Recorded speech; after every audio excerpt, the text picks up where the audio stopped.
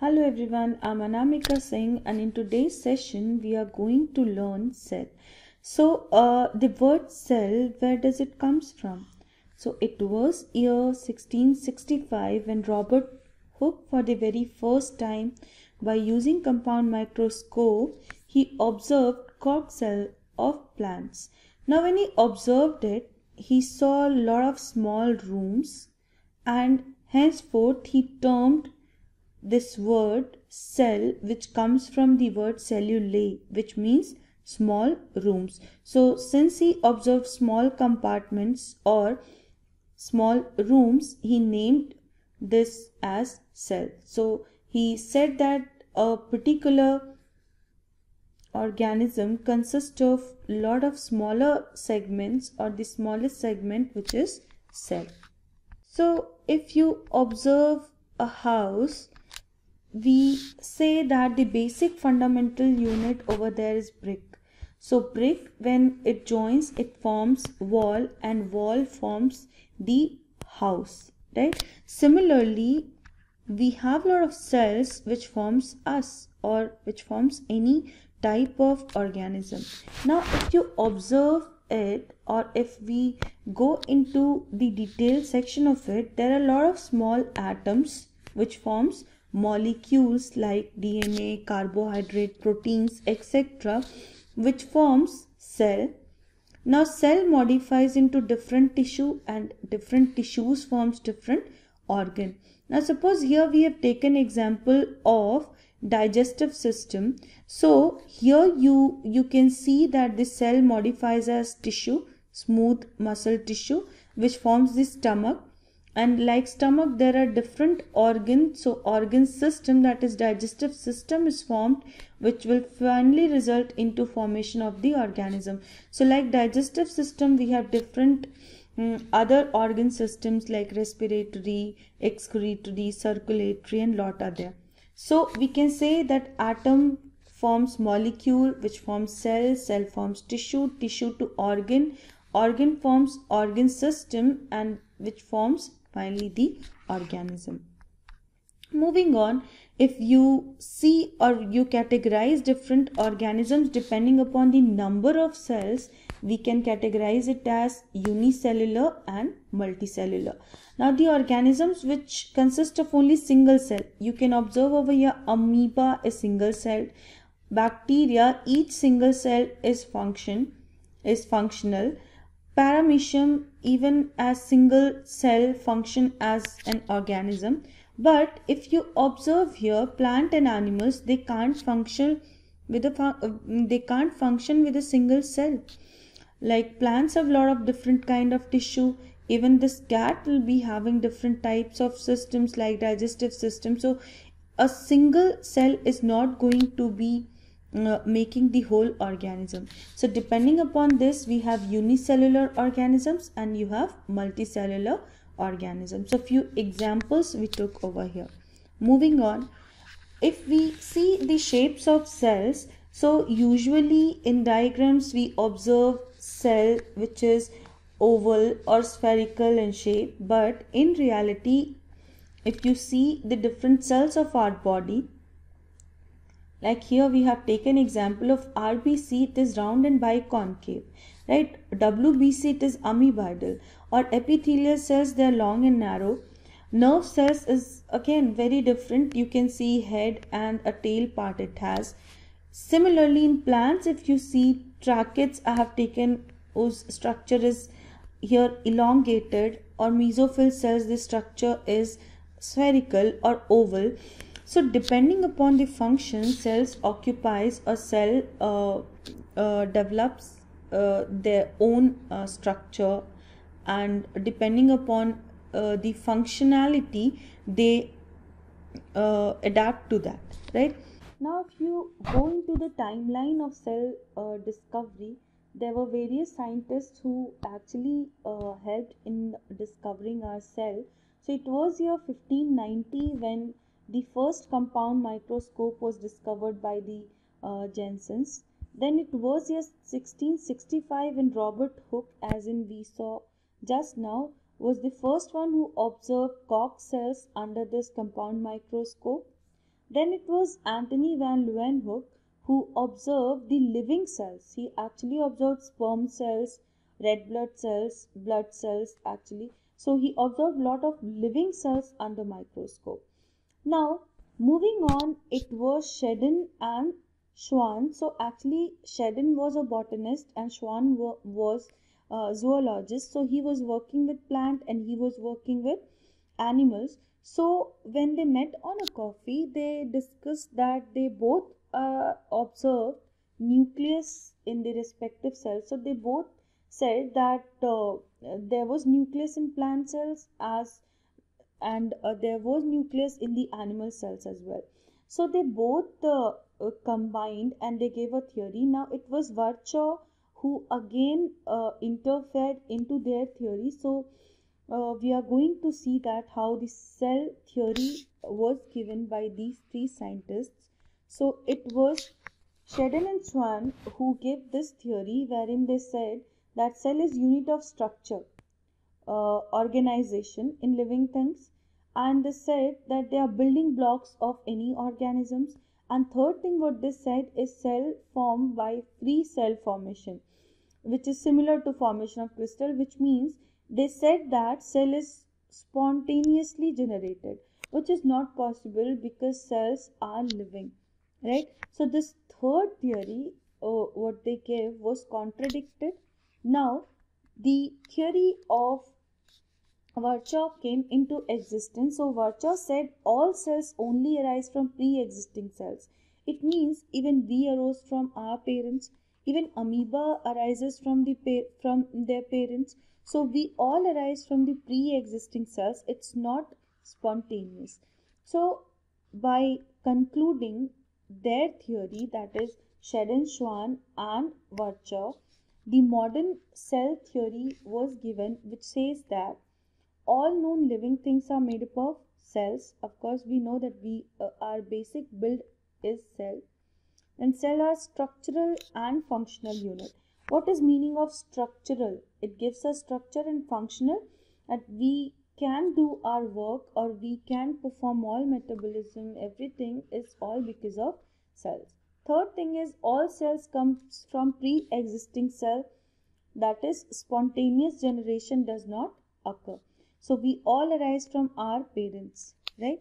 Then cells contains hereditary information. What is this hereditary information?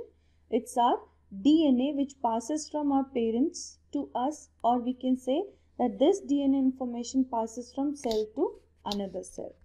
Moving on, fifth, it says all cells are basically same in chemical composition, that is DNA, RNA, carbohydrate, proteins, everything is same in all the cells.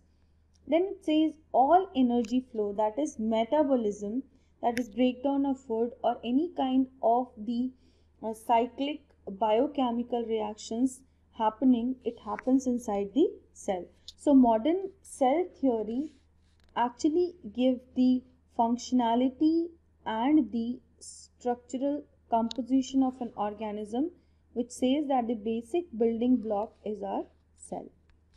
Now, cellular totipotency. What is meaning of this totipotency? So, there was an experiment done wherein ये carat से root के कुछ section को cut किया गया और इसको grow किया गया न्यूट्रिएंट मीडियम में. न्यूट्रिएंट मीडियम का मतलब होता है जिसमें हम बहुत सारी चीज़ें जैसे कि सॉल्ट्स ऐड करते हैं, शुगर ऐड करते हैं. They observe that this cell multiplied and finally took a shape of plant and it gave rise to a complete carrot. What it says that one cell finally grew into a whole organism. So totipotency means each cell has capacity to give rise to a new organism. So cellular totipotency is very important when we are learning cell.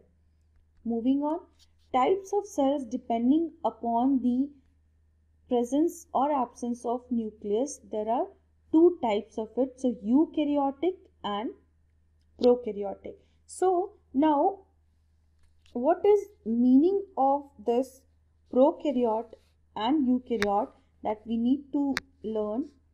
So we divide it this way: eukaryotic.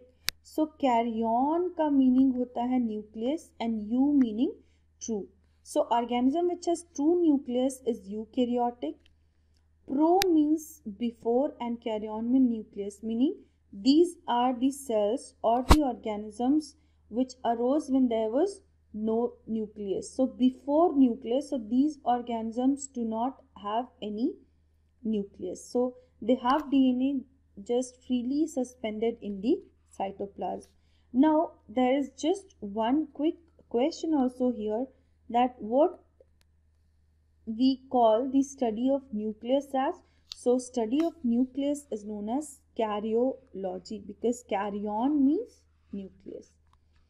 So we learned that there are two types of cells, eukaryotic and prokaryotic. So we are starting off with the prokaryotic cells. When we see or when we study prokaryotic cells, it's our bacteria which we mainly focus on. So bacteria, you can observe over here that it consists of lot of outer layering, that is capsule, cell wall and plasma membrane. So there are different layers which protects your bacteria from the changing climate or the changing condition, and you have lot of things suspended here in the cytoplasm. So we are going to see one by one. So first thing we are going to see is the forms of bacteria. So when the shape of bacteria is oval or spherical, we call it as coccus. Now when these spherical bacteria joins to form chain, we call it as streptococcus. So we use the word strepto. Now when they are present in colonies like in bunches, we call it as a staphylococcus. Coccus because they are spherical and staphylo because they are in bunches. Similarly, the cylindrical bacteria, we name it as bacillus. When this bacillus is present in chain, we'll be calling it as streptobacillus.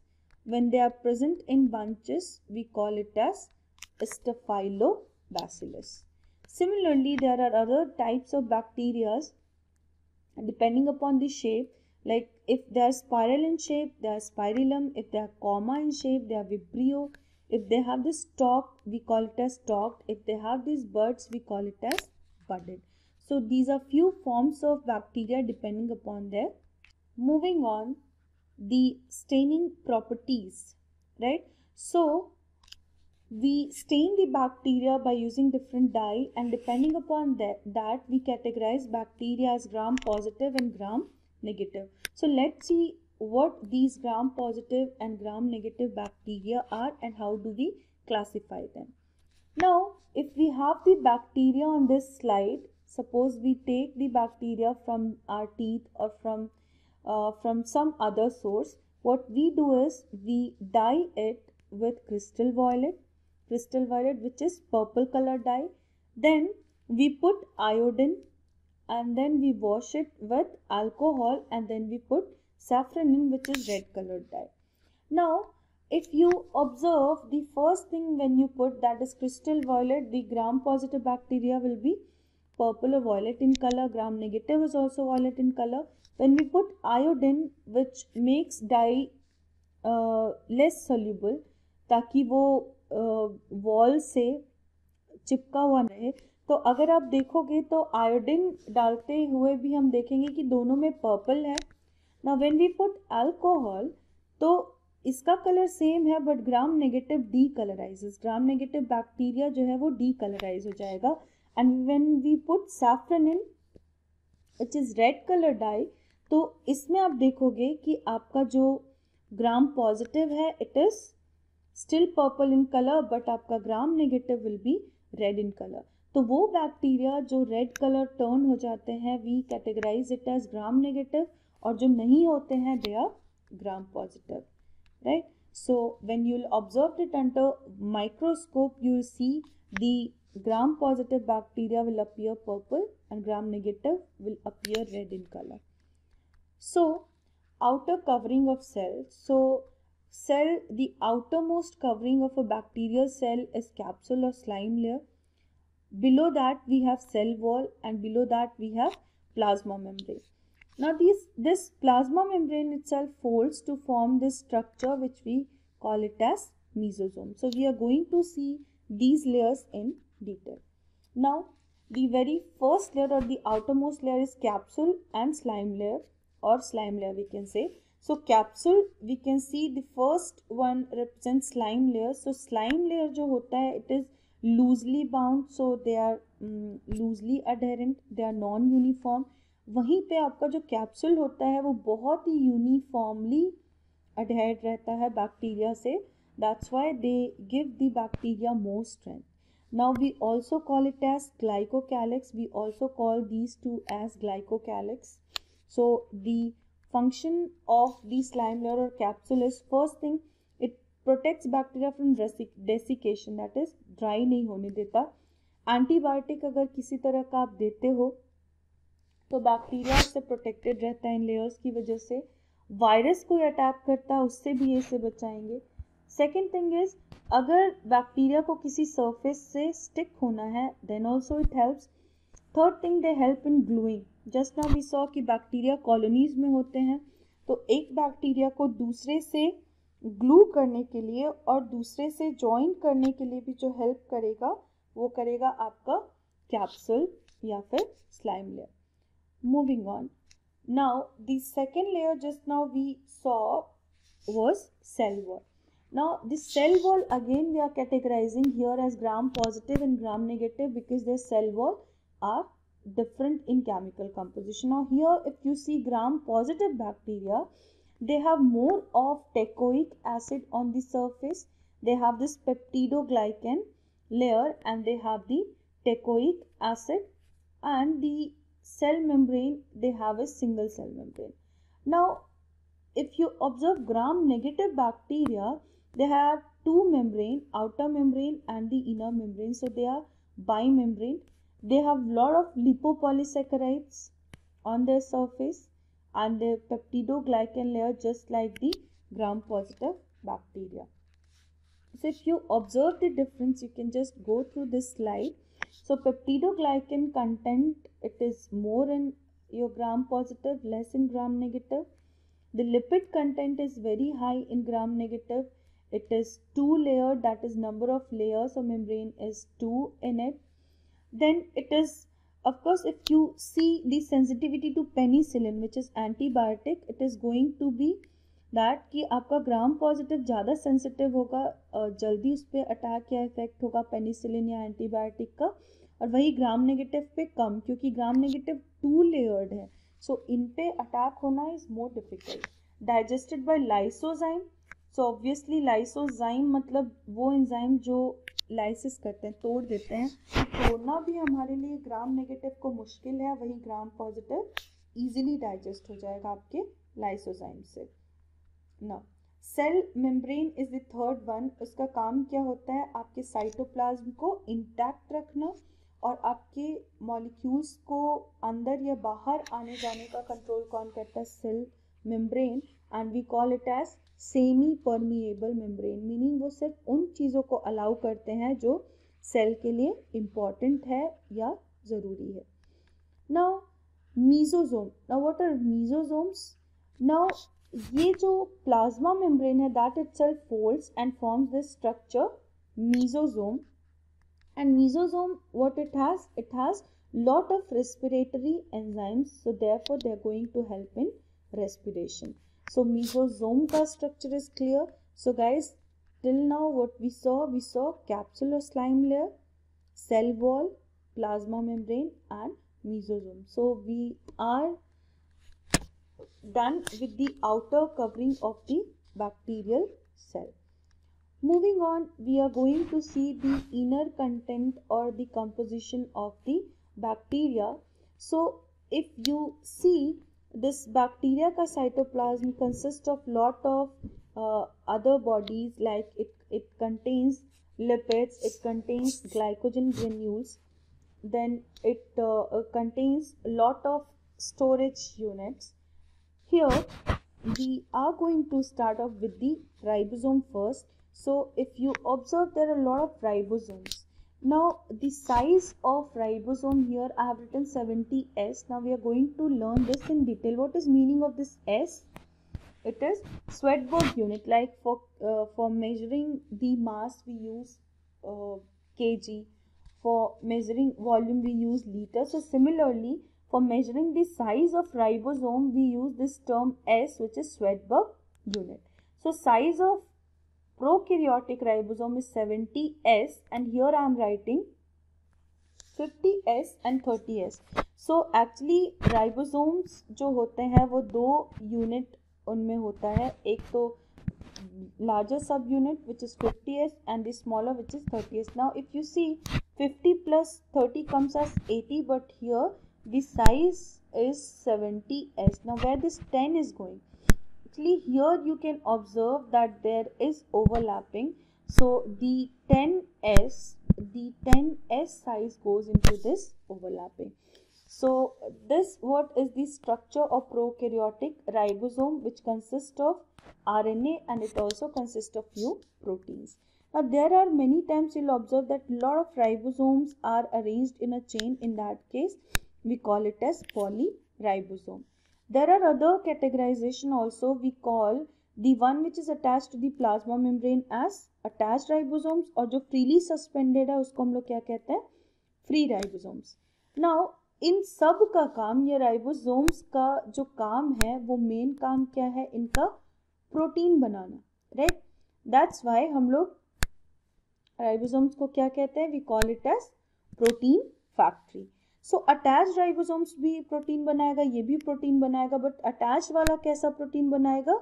वो जो molecule को बाहर जाने में और जो किसी भी मॉलिक्यूल को अंदर आने में हेल्प करेंगे. सो दे also we can say that they synthesize transport proteins. Now free ribosomes, they are going to be synthesizing proteins which are essential for the functioning of this particular cell. So moving on, we just now saw कि ribosomes जो हैं prokaryotes के वो किस size के हैं? 70S के. When they are in chain we call it as polyribosome. When they are attached to the membrane we call it as attached, and when they are freely suspended in cytoplasm we call it as free ribosome. काम एक ही है ribosome का, that is protein synthesis. We are going to see the locomotory organ of bacteria. So it has this as flagella and the hairy structure over here, that is villi. So flagella, if you observe, अगर आप देखें या अगर हम सोचें कि इस bacteria में जो फ्लैजेला है वो अटैच्ड है, राइट? तो ये फ्लैजेला किस तरीके से अटैच्ड रहे कि ये कभी निकले ना या वहाँ से मूव ना हो. सो ये जो फ्लैजेला है it actually consist of 3 parts. So we have basal body, hook and filament. So ये फिलामेंट, ये जो आप यहाँ पे टेल लाइक स्ट्रक्चर देखते हैं दैट इज फिलामेंट. हुक का काम है इसको नीचे वाले सेक्शन से कनेक्ट करना, एंड ये जो आप नीचे का सेक्शन देख रहे हैं जो कि मेम्ब्रेन में एम्बेडेड है that is the basal body. So first we are seeing the flagella of the gram negative bacteria. So gram negative हमने just देखा कि 2 membrane है, उसमें double membrane है gram negative. So that's why it has this 1, 2, 3 and 4 rings. So जो peptidoglycan में ring है we name it as P ring, that is P for peptidoglycan, and similarly we have named it here P ring. Then we have the L ring which is in outer membrane.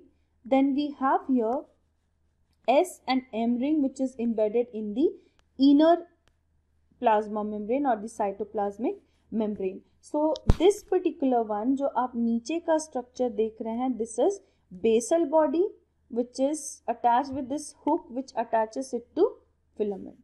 So basal body का काम है कि आपके इस particular flagella को इस bacteria से attach रखना ताकि वो इससे डिटैच ना हो.